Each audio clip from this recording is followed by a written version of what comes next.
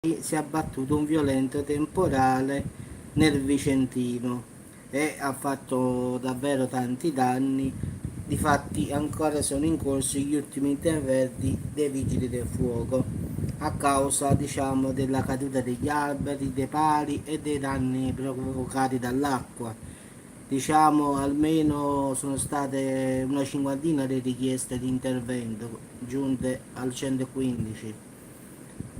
Diciamo poi intorno alle 23 un fulmine ha innescato un incendio su un tetto di una casa. Quindi diciamo che è successo un po' di tutto, diciamo nel Vicentino, quindi a Vicenza e comunque nelle province. Anche tanti danni in Piemonte e nel Biellese dopo questa violenta ondata di maltempo che tra il pomeriggio e la sera ha colpito il territorio, diciamo, come avevamo già detto, quando purtroppo diciamo, la terra si riscalda molto e poi arriva, diciamo, una bassa pressione, è sempre così, va a finire che succedono dei danni così pesanti.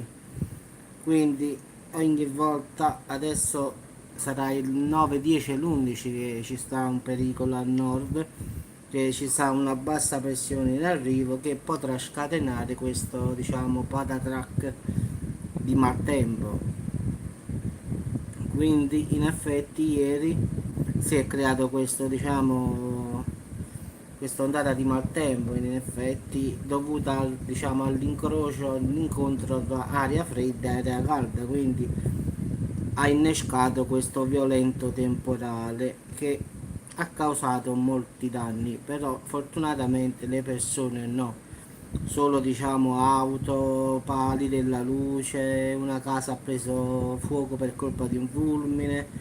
Diciamo queste cose qui sono successe, macchine che sono state rotte, però a livello di persone non ci sono né feriti né morti, quindi ringraziamo già che è andata bene. Le cose, come si dicono, si aggiustano, le persone no.